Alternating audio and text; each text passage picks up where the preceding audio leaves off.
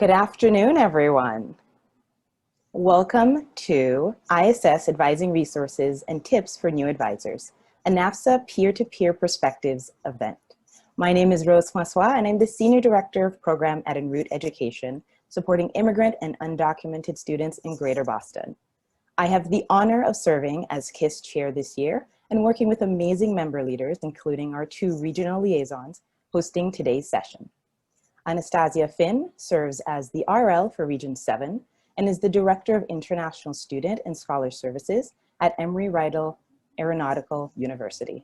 Deanna Labas serves as the RL for Region 6 and is a Senior International Student and Scholar Advisor at Kent State University. Today's event is a culmination of a year of feedback, planning, and finalizing a work plan item that supports new advisors. The KISS work plan is developed a year prior, in advance, and is made real when our member leaders are assigned a specific portion of a broad topic that is important to the field. Before we begin, we ask that you submit your questions in this Q&A feature that is included. Without further ado, I'll turn it over to Anastasia and Deanna.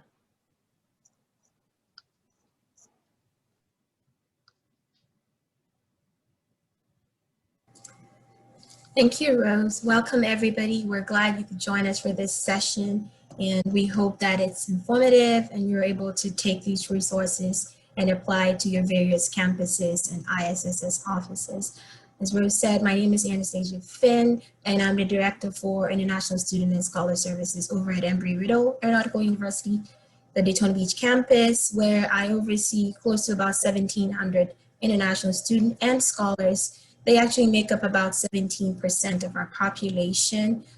We process their documents, we handle their compliance, and also do programming as well. So hopefully we're able to give you feedback from our offices, especially during the pandemic, which you would find useful to practice at your offices. Deanna? Hi, everyone. My name is Deanna Labas, as Rose introduced us earlier, and I work at Kent State University as a senior ISSS advisor. I've had the pleasure of serving as the Region 6 KC ISSS liaison for just over a year. I'm in my 2nd year now, and I'm excited about this presentation. When I first started, this is the type of presentation that really helped me get started as an advisor and learn what resources were available to me, so I hope it does the same for all of you.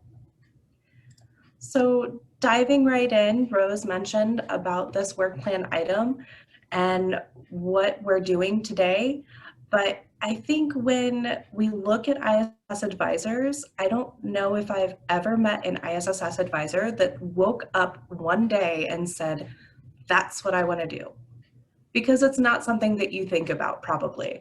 Maybe when you were in college, you met international students, maybe you studied abroad.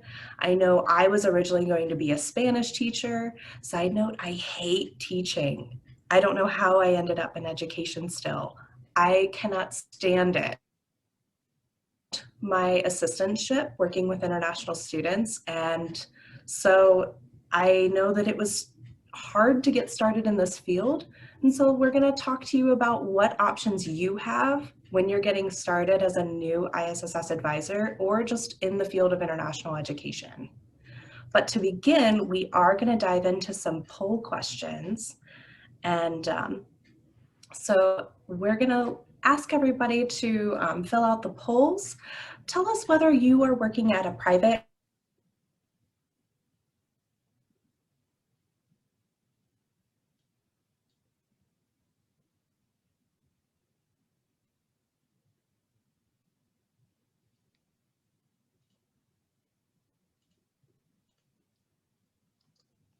I think Deanna froze, but it looks like the poll questions are being. Yes, she did. Are you back, Deanna? Oh, can you hear me? Yes, we can now. Okay. Yeah, it looks like we have a 60-40 split, so we're doing really well on the diversity for public versus private. Our next question is, what populations do you serve?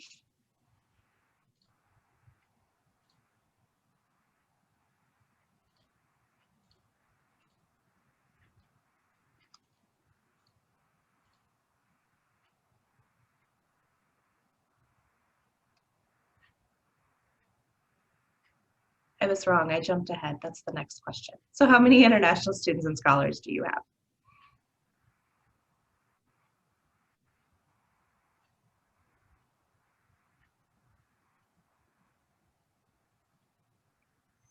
Okay. Looks like the majority are kind of right in the middle with 100 to 500 students, but we have some that are smaller and a couple that are bigger. Great.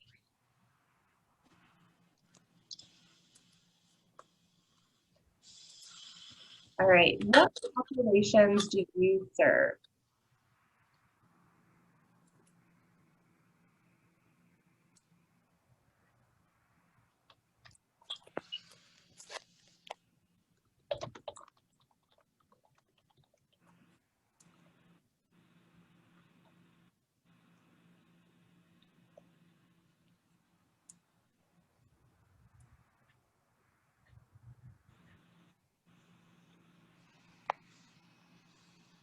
Okay, it looks like F1 students is the number one with 97%. We have some that are serving our J1 students, whether via exchange or otherwise, and then some scholars. Anastasia, you want to take over for the next couple questions?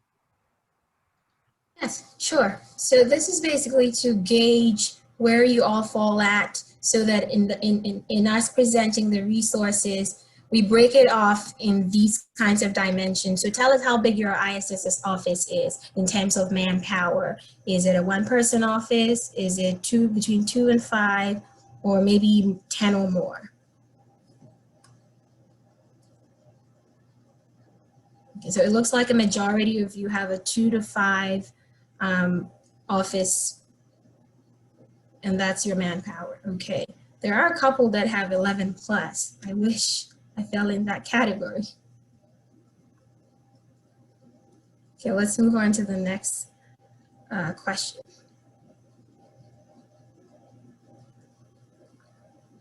How many years have you worked in ISSS? Whether it was just moving in departments, ISSS, IEM, so far as you've been in international education, how long has that been?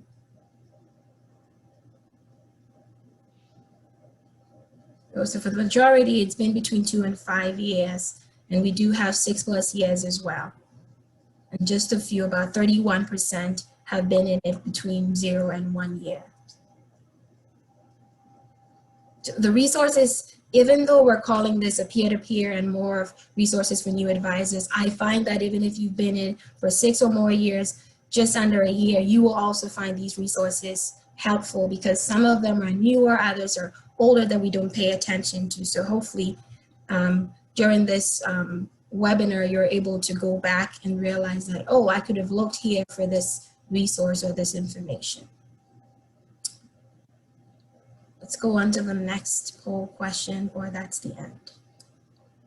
That's the last one. Okay.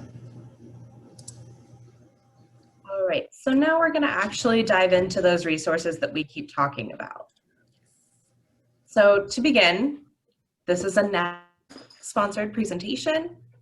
If you're unaware how much NAFSA can do for you, this will hopefully open your eyes. To begin, you know, they have the government connection, they have the advisor's manual.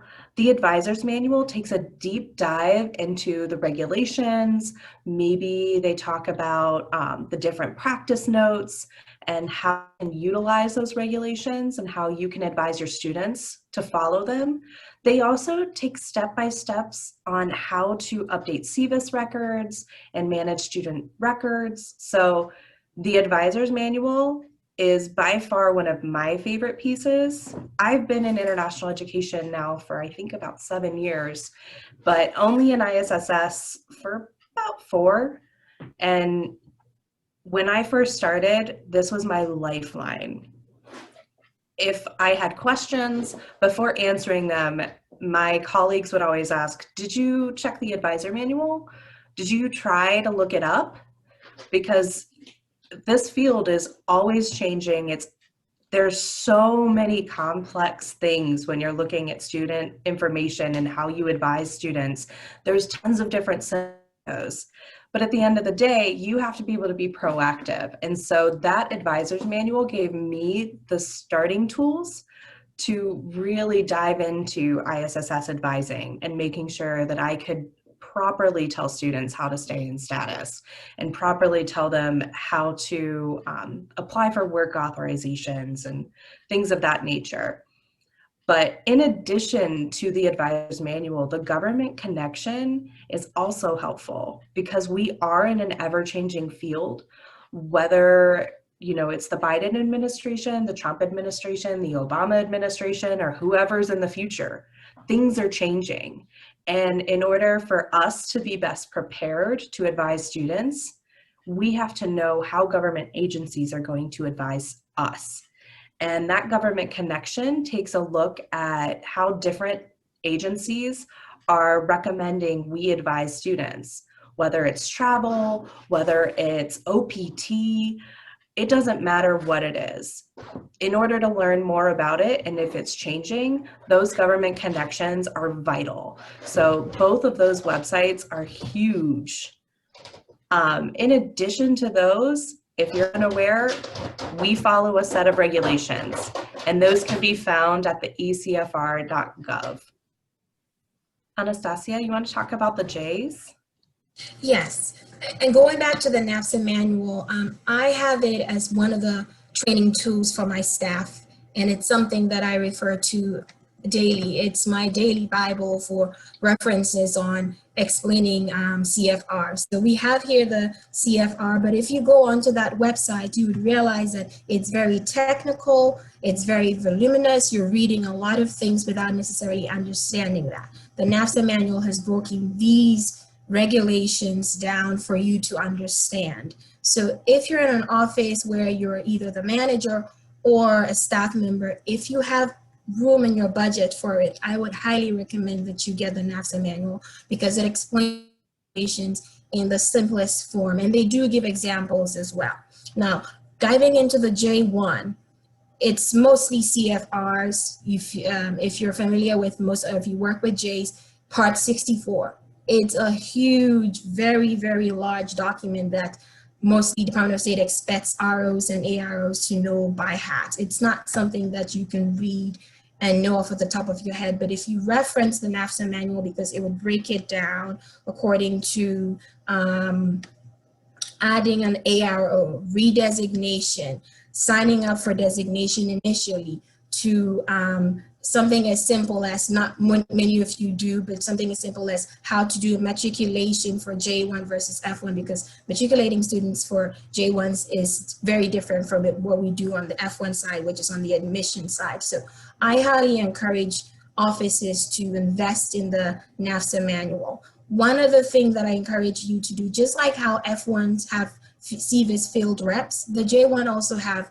program analysts that are that each region has. Once I'm done with this, I'm going to put a chat in the chat where you have for every program analyst for the Department of State, which region it links to. So you can reach out to these individuals via phone or email and ask for guidance if there's any portions of the J programming that you lack understanding on. Also, one other tool that I do use for my office is the user manual for exchange visa program provided by the Department of State for ROs and AROs.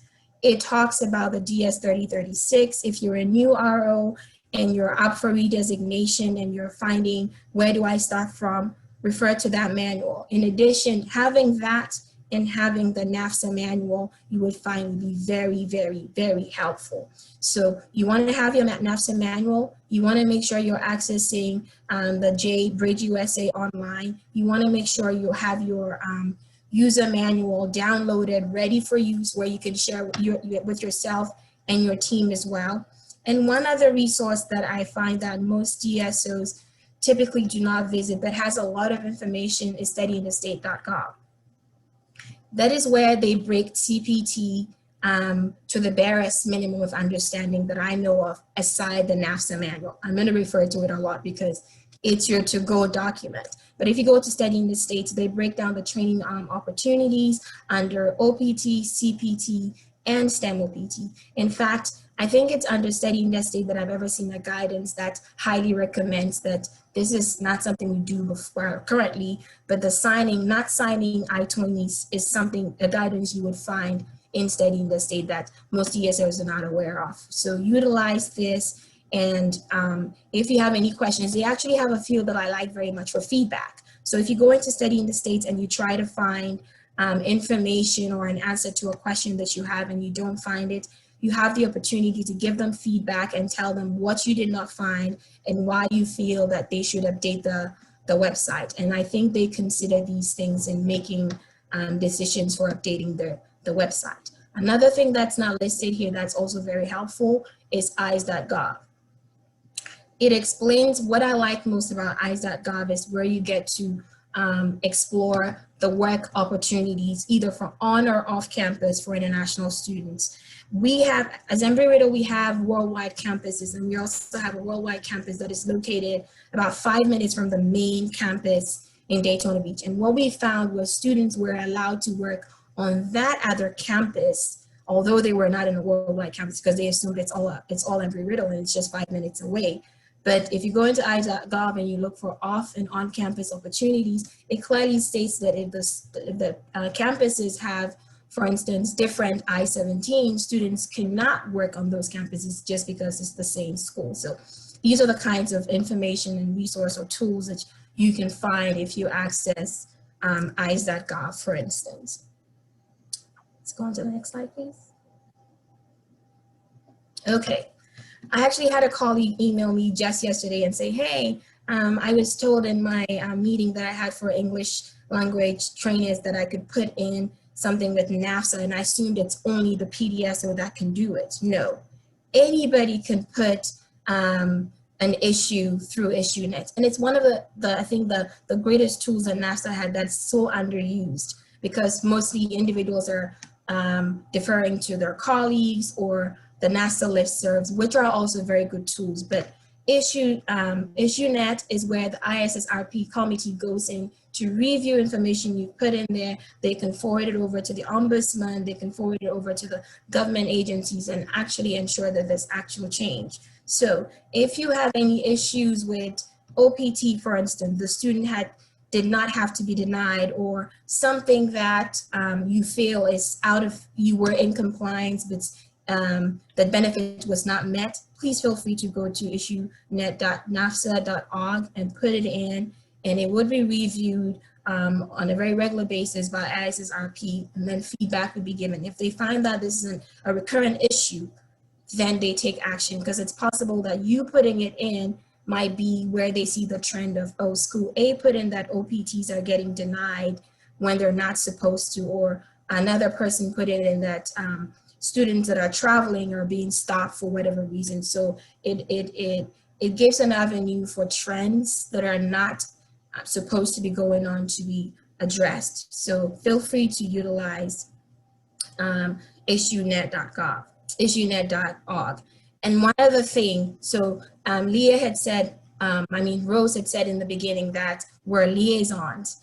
Utilize us. I think in a normal week, I probably get just one person reaching out to me via email and saying, hey, I'm having this issue. This is why we're here. If we're not able to answer it, we'll definitely move forward and reach out to other individuals that can help. So first of all, you have to know who your liaisons are in the first place. So get in touch with your region and then know that I represent Region 7, Deanna represents Region 6. Find out who your liaison is, get their contact information. It's all on NAFSA, and email us if you have any questions or concerns that you feel that we can help you with in your office. Next slide, please. All right, so if you have never had a question that you couldn't answer or didn't know the answer to, you are alone. I don't know how many times I've had questions, whether it's how to interpret a regulation, maybe it's what system do you use for batching, or, you know, what are the changes that just happened with the Department of Homeland Security? There are always questions, and like we've mentioned, it's an ever-changing field. But one of the places that I like to go to find out how other schools are addressing those changes or addressing those questions is ISTA, the International Student Advising Network. That network, you can search for, you know, maybe you're looking at CPT and how somebody applies that to student records. Do they require them to take specific classes? Is it any class that they're attaching? Those questions can usually be answered by searching through the forum, because every advisor in the history of advisors has had questions, and that is a great place to go, either ask your question or see if it's already been answered. So I sign up for the daily news alerts. It lets you know what questions are currently happening within that forum. And there's also a option, which I'll let Anastasia talk about. And then obviously the advisor's manual, we're hitting it home. It's such a great tool. We really want you to know that it's there for you. And then last but not least on this slide, we're talking about the international student and scholar scams, because if you have been in this field for a little bit, a lot of our students have been hit with scams, especially throughout COVID. I think I got an email last week from CVIS notifying us that students are getting calls claiming it's from the Department of Homeland Security. So if you want to know what scams are happening, what students are getting asked throughout these scams, that's a great website to refer to. Anastasia? Yes, I'm going to talk a bit about ISSS. So one of the biggest challenges, or what I find that usually NAFSA people that post on the listserv do, is they don't realize that there's ISTA and then there's ISSS. So ISTA is for student concerns, while ISSS would be for scholars. I have actually had to man or moderate the ISSS listserv in the past when I served on ISSRP, so I can tell you that if ISTA is being utilized 95% of the time, ISSS is probably just 45 or 40% of the time, because usually questions regarding scholars and J1 exchange visitors and whatnot are also posted on ISSS. There is an actual listserv dedicated to scholar services, concerns, and questions. So I would encourage NAFSA members and non-members alike to post questions specific to scholars on the ISSS listserv so it can be addressed appropriately. What you would find that these listservs are free to all. You don't have to have membership to post on there or ask questions. One other thing that you should take note of is, in as much as you want to post questions or get clarification on guidance or regulations on the listserv, you may want to use the chat functionality to search for it.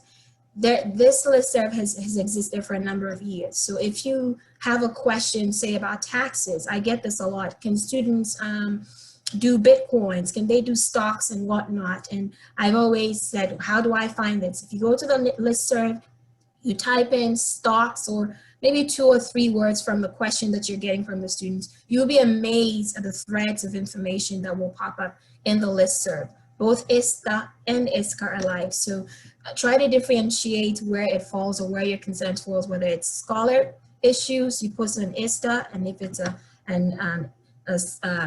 a scholar issue, you post on ISSS, and if it's student issue, ISTA. But before you post, it may have already been answered in the past, so make sure you search. And if you don't find it, then you can post it on the listserv.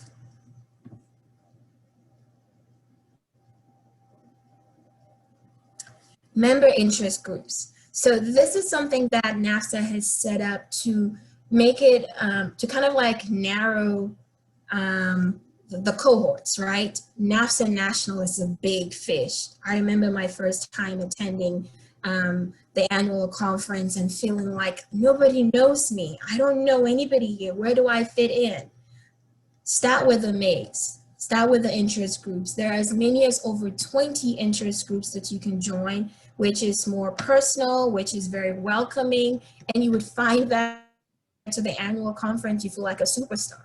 you feel like you know so many people because you've already engaged at the member interest group level. They have some in according to regions, institutions, countries, interest groups. So search for one that meets your needs or interests and join these interest groups and start conversations at that level. If you're a K through 12, you can join in that. If you're a one-member team, if you're at a college that's an HBCU, so they have all these interest groups that you can join where NASA tries to start conversations on the smaller level and then kind of let it build up to the national level. So if you have a specific interest, please feel free to join the over 20 MIGs that NASA offers. The Academy.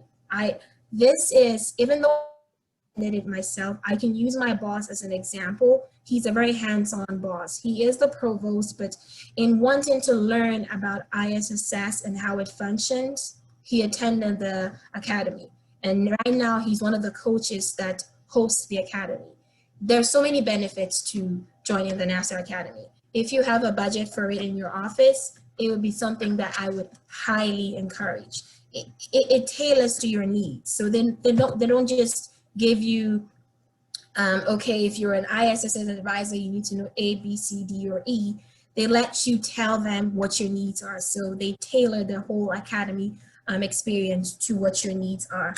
They also make sure that you engage your institutional policies or strategic needs to what is offered at the Academy. So if you're a new advisor, or even if you've been doing this for a number of years and you want to grow in what you're doing, or you're starting off and you want to know more about ISSS and international education, I really recommend joining the NASA Academy if you can. Another resource that NASA offers, and I'm currently in one of them, which is now being offered virtually because of COVID, there's so many workshops and e-learning experiences that NASA offers. For instance, currently I'm doing the MDP, which is for managers, the development program for managers, whether you've been in it for a number of years or not. One of the things that Deanna had mentioned and said that nobody plans to be a DSO or getting to ISSS. The same thing would apply to being an ISS director. I don't think anybody plans for it. Usually it's because you're good at what you do, you're good at CVIS or getting the requests right, you understand CPT the most, and so you've been doing it for a number of years, and therefore you become a director. NAFSA offers opportunities for you actually to learn to be a manager, to be a director, to be a leader, you know? So there's all these examples that you can take from these e-learning experiences and the workshops. There's ISSS, there is what's it called? One for EIM, there's one for study abroad. There's so many that you can reference, and there's also the management training program as well that I talked about. Elena had just put in the link to it, so feel free to explore that and so many other resources that NASA provide. Let me say real quick about the MIGs. There are open meetings coming up this month of June, I think next week and the following. So please feel free to go on to nafsa.org and sign up for any of the interest groups open meetings that are coming up. There are over 20 of them when I checked about an hour ago. So I'm sure there will be one that will meet your need, or a cohort that you fall under that you can sign up for. Deanna? All right, so now we're going to look at advising specifically. So some things to take into consideration: what type of institution you are, you know, what is your international student and or scholar population, what is your staff size, what's the type of office setup that you have, the different types of advising, and then most importantly, your communication strategies with students. So I work at Kent State. We have right about 1,300 students and scholars. Our scholar population, I'm sure yours has as well, dwindled due to COVID, but we're looking forward to inviting people back in, I think this month, maybe a little bit later this month. Our staff size with ISSS is about 5. We have 3 advisors, an associate director, and then a clerical specialist that helps us manage when students come in. Our office setup, we are one of the lucky ones that share an office with our international enrollment management, our international admissions. We have a partnership section for international partnerships with universities abroad, so all of our exchange student universities or other types of universities that we're developing partnerships with. And then our education abroad is also located within our office. So we are very lucky that all the people that we pretty much need on a day-to-day basis are right there working with us. Oddly enough, we are located under academic affairs, but we offer a number of different types of advising. Prior to COVID and right at the beginning when I started, the majority of our advising was done via walk-in. So students could come in pretty much any time between, we had morning shifts and then an afternoon shift, and it was insane. There was no structure to it whatsoever. And we switched to a more appointment-based advising. We also developed standardized phone advising times because it would be Russian roulette on phones. Whoever was sitting at their desk and our clerical specialist knew it, they were getting phone calls sent to them. And then, you know, if we were in the middle of working on a big project and had 10 phone calls, because students never call once, they call 3 times until you answer the phone. And it would be very, very stressful. So we set aside specialized time for phones.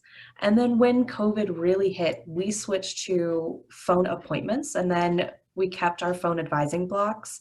We also offer virtual advising via Teams is the platform we use for our students that are outside the US and coming to Kent, or if they return home for one reason or another during COVID. So looking at our communication strategies as an office, we have a number of different ways we communicate with students. Our biggest resource that we use is our weekly newsletter. We have an immigration section. We talk about events that we're hosting, events that they might be interested in with the campus and community. We also recently added an employment section. So employers that are international friendly, whether it's a job, an internship, a fellowship, or just a company in general. And we like to use that to highlight things that are happening right then and there. So in the month of April, we ran CPT information a couple of times because everyone wants to try and find a summer internship, which is great, but we want them to know the proper way to do that. And then maybe closer to May, we start running travel information and talking about how to request a travel signature from us. And then when it's time to start school again, maintaining that full-time course load. And what does that mean for you as an international student? And how to request a reduced course load if you're graduating or if you've had medical issues this year. So it's been really, really helpful to communicate with them in the newsletter, but we also utilize specific one-off emails when it's time for registration. We have a series of immigration alert emails that go out via our system, but we also send them manually via our communication platform. So those are our main points of communication, along with the communication we provide during advising. Anastasia, you want to talk a little bit about what you do? Yes, sure. So in the beginning, we kind of gauged where everybody that was on the call fell. Are you a one-person office? Do you have more than 5 people? So on and so forth. So at Embry-Riddle, our office setup is, for right now, it's just me and an assistant, but typically it's myself and 2 other people manning about 1,700 students, as I said. And we actually issue I-20s for both F and J students, as well as, F and M students, and then we also offer the J. So we do all 3, F, M, and J. And we're under the Division of International Programs, where Study Abroad, the English Language Institute, International admissions used to fall under our umbrella until recently when they moved over to the domestic office. So for me, the office setup, the way we're set up and what helps us is the fact that we have a CRM that caters, so we were a very paperless office, and that came into play and was really of great help when COVID happened, because that was right when we had started using Teradata, and therefore we were able to kind of lift that very one-on-one coming into the office process to a very virtual working from home and still getting everything accomplished because we were using Teradata at that time. So for institutions that have softwares that you're using, you can make your processes very, very paperless. You can convert CPT into an online application. You can have OPT and then have workshops and even tutorials embedded in these applications. So it takes away from time that you would have spent using these things. I always tell individuals, if you have more than 50 students or up to 100 students, this is why you should still have paper-based applications. So if you have an existing CRM, find ways, talk to IT, and make some of these processes more paperless so you can actually focus on processing for students. When COVID started, we had to be innovative. We had to improvise. Sending emails alone was not cutting it, okay? Because students were bombarded with emails from communications, from the university. So we had to find other ways to, communicate with these students. So we started using social media a lot. We started using Instagram. We didn't have an Instagram page until February. That's where we tried to reach students in terms of programming that we were offering. We utilized TikTok. I had to make some videos of myself dancing, which students found interesting. I had never seen students respond to our requests for travel signatures as they did when we used TikTok, or posting on Facebook, or having student groups actually reach out to these students. That was one of the strategies that worked for us. We collaborated with the SGA, African Students Union, Indian Students Union, all the other cohorts that you can think of, and have them reach out to them and say, hey, this is how the ISSS office is operating now. If you want to reach out to them, do it this way. And we also had a QR code that was right in front of our department where students could basically just scan it and then make an appointment with a DSO for whatever questions that they have. And then there was also phone calls as well. So there was traditional phone calls, emails, and then all the other avenues that we can think of. We don't have a newsletter like Deanne, but I'm taking her idea and we're gonna start off with a bi-weekly newsletter moving forward come the fall. But for me, the way your office is set up is very dependent on how you accept processing. If you're a very paper-based office and you can handle it based on your office size, that's fine. But if you have a CRM that you can convert and make your process a little more, less paper, more less work for you, that would also help your office thrive.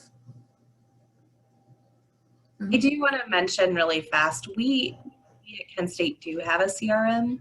I'm not going to mention it. It's not my favorite, but it doesn't have a portal for students to actually upload documents for things such as CPT. For that reason, our university already had a system in place called Qualtrics, which is basically for surveys and different things, but we use that for the majority of our paperless forms for students to fill out. We do not have any paper-based form whatsoever. We learned very early on our students don't like filling out paper-based anything. So we also try to manage everything via the computer. And I think our students appreciate that as well. They can fill most of our forms out via their phone.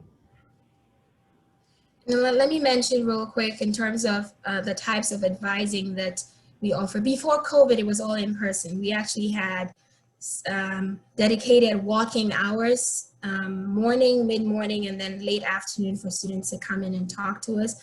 But while COVID was ongoing, that all went away, where everything became virtual, where I say they're able to scan a QR code and make a Zoom appointment with us. Moving forward, as we try to return to normal procedures, what I intend to do is keep both avenues open to students. So students that want to come in for that, actually seeing your face and hearing you say yes, because that's more believable, can do that. And then the other students that have gotten comfortable with just by Zoom will also have that opportunity. It's not something that we thought of COVID, but I'm sure most of you are having to, or are considering having those two forms of communication, or at least advising ways for students. So we plan to go ahead with virtual advising as well as in-person advising once come the fall.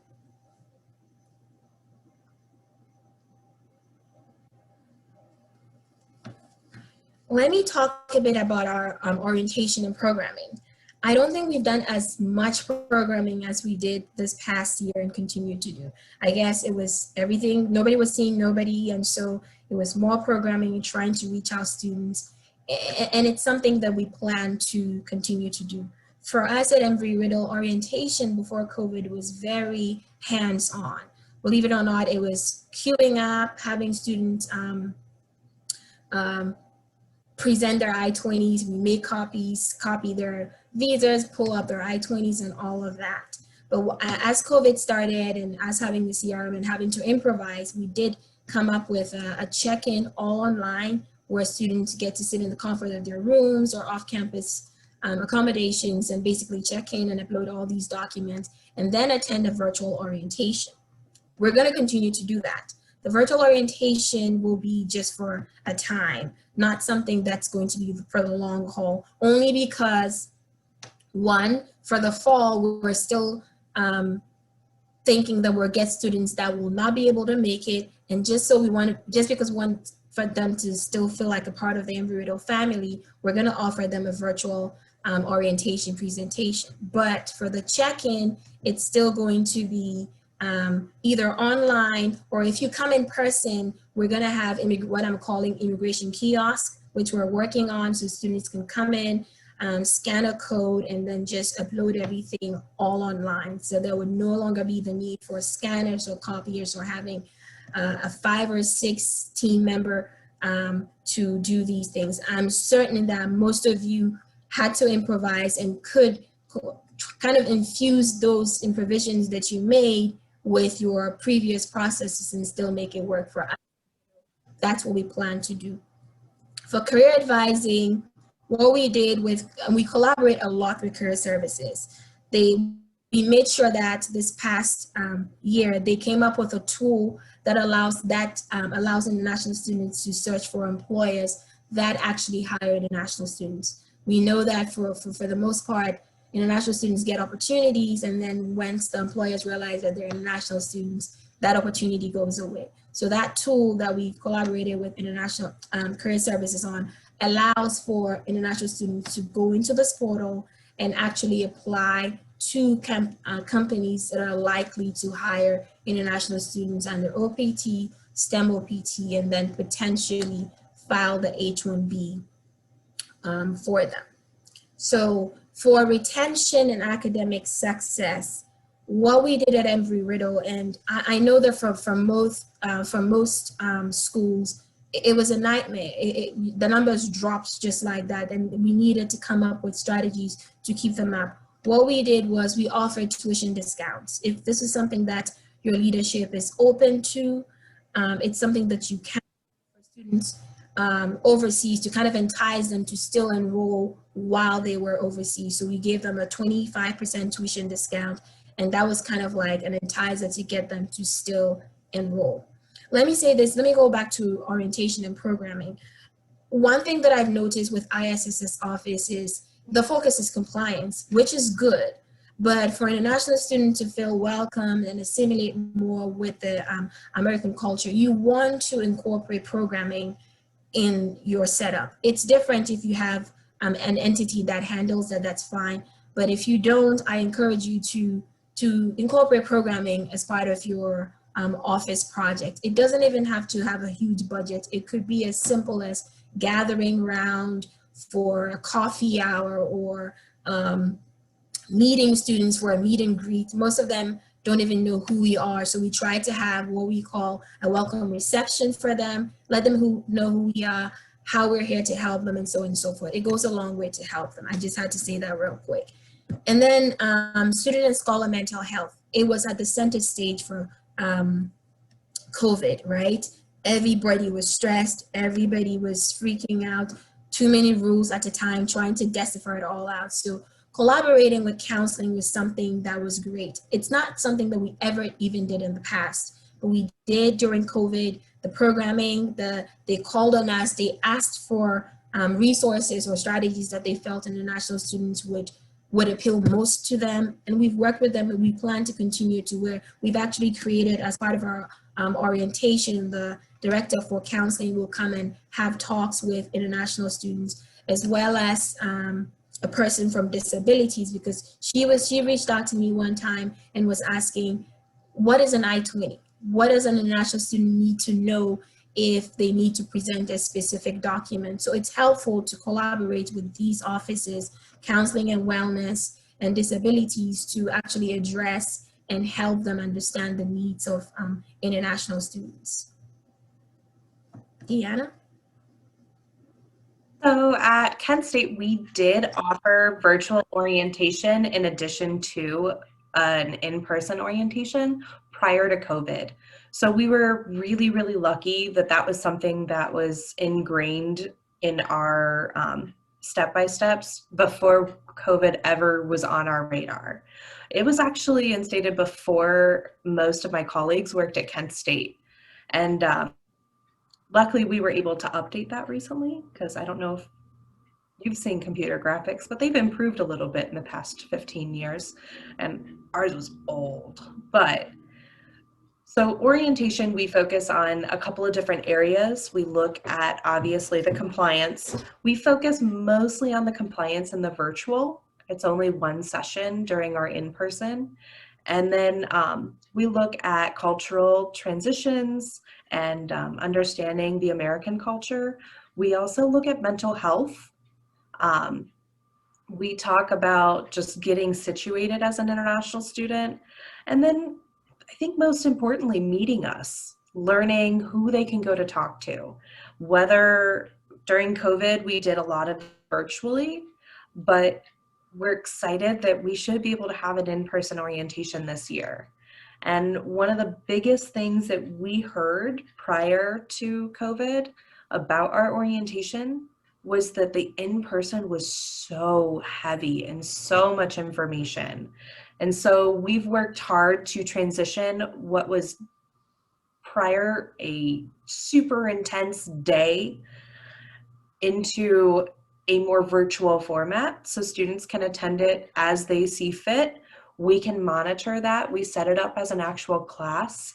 Previously, we used Blackboard, and now we're switching to Canvas. So we host all of the sessions that we used to have students go to. And it was, like I said, it was a one-day, crazy busy day, and every student looked exhausted if they made it to the end of the day, because some of them would just fizzle out. Maybe they had kids with them and everyone was tired. I'm hoping it alleviates a lot of our prior issues with orientation. So we're looking at maybe doing a little bit more laid back day for our upcoming year, maybe doing campus tours, getting your ID, and then a fun meet and greet with the ISSS team, and then our over branching office, the Office of Global Education. So that's kind of what our orientation looks like. But when we were developing it, we really wanted to take into account what we wanted our students to learn, along with what students felt comfortable with and things that they wanted to learn. So that's why we incorporated a lot of those cultural aspects, more than just compliance, because at the end of the day, Anastasia is totally right. Programming, even if it's cheap, is so important for students, just so that they get that relationship with you. I mean, I don't want to go tell my issues to somebody I'm not comfortable with yet. And so when our students get to know us, they feel more comfortable to tell us what's going on in their lives. And if they're facing issues that could affect them from an immigration standpoint, we're better able to assist them because they've told us. They're upfront with us. So, sorry, I see the clock is ticking. I'll finish up really fast here. Career advising and retention and academic success. Anastasia hit it perfectly. Collaboration is so critical. You can try as hard as you may, but you're not going to be available everywhere on campus when students go and ask questions.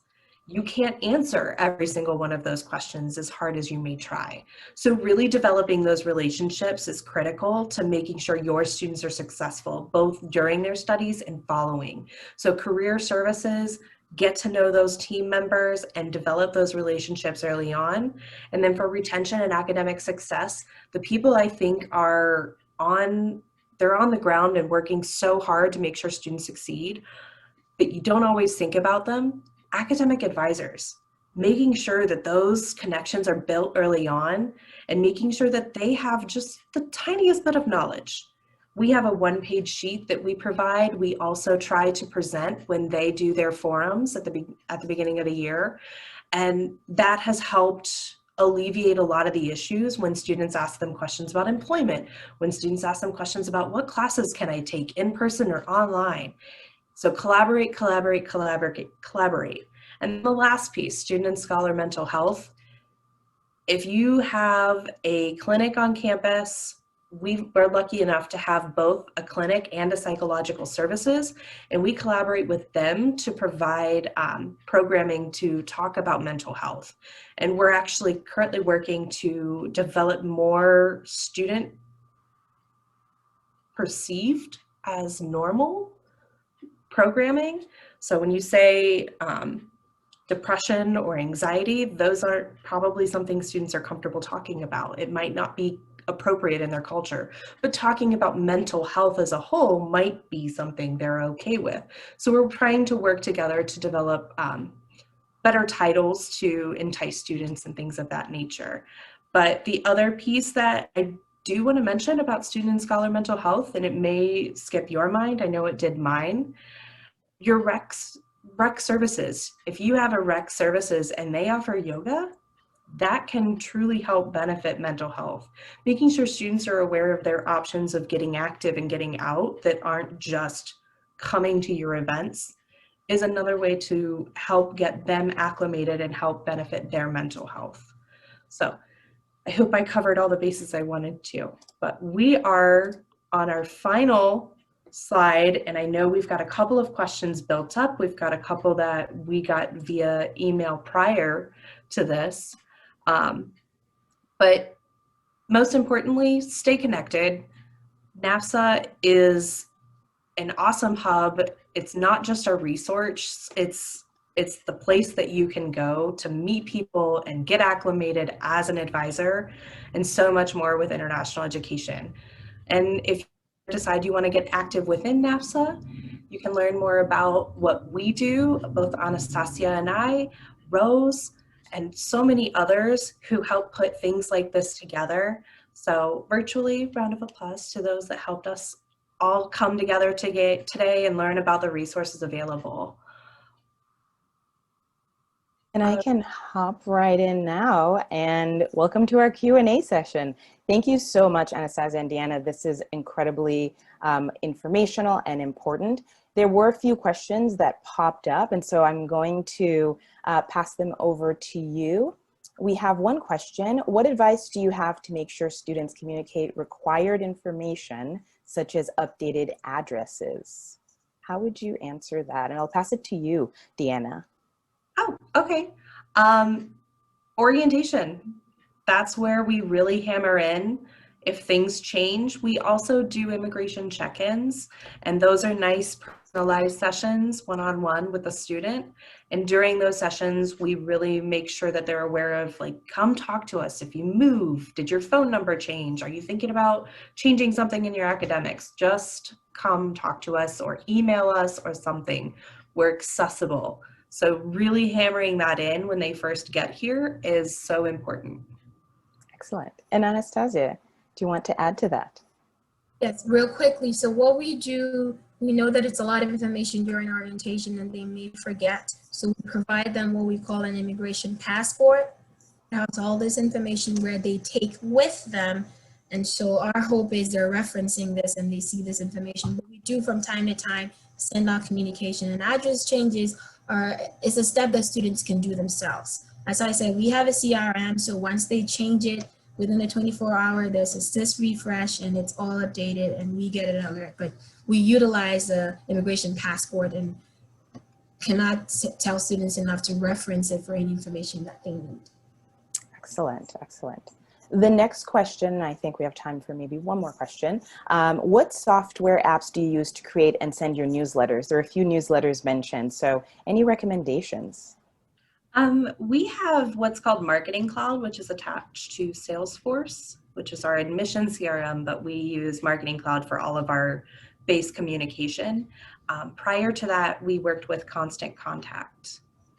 So Marketing Cloud and Constant Contact. Okay. And Anastasia, do you have a recommendation as well? We do not have a newsletter yet, but our sister campus over at Prescott does, and they use a software that they call S'mores. So that too might be something they can look into. It's just, I think, $70 or so for the entire year when you sign up. Okay. And I think we might have time for one more question. And this was a pre-submitted question. And the question was, how do we engage students and help students feel a sense of belonging in remote environment in a possible prolonged transition in a time to a new normal? This one you kind of hinted at, this was kind of brought up, but I'd love for you to kind of talk a little bit more about that. And I'll pass this one over to you, Deanna. I think being out there. It sounds so simple and cliche when you say it, but we students constantly, if we hire somebody new, we make sure to highlight them in our newsletter so that students know this new face that they can see. But that sense of belongingness is still, at the end of the day, just making sure that you're accessible to them, but also providing that programming that Anastasia mentioned. It's one of the best ways for students to get out there. We did a COVID safe programming. We did a lot of virtual stuff, but recently, as the mandates were lifted, we just offered coffee at a local farmer's market. And almost half the students I spoke with were just like, I'm so glad to finally see you again. And they didn't know that the community had this farmer's market that's literally year round. So getting out there, providing things to them, even if nobody shows up, the option of having it, you'd be surprised how many students thanked us. I had students thank us for our yoga sessions. We had 2 attendees. They didn't go, but they were excited it was an option for them. And don't get discouraged if you don't get the attendance that you expect, because they notice. So that sense of belongingness is more just about being there and being available, and the belongingness will come from the more that they interact with you. Thank you so much. Well, it is time. I want to thank everyone who attended today, as well as our fantastic speakers. Thank you so much, Anastasia and Deanna. This has been amazing. And thank you, everyone. We are wrapping up for the day. I hope you have a great rest of the day.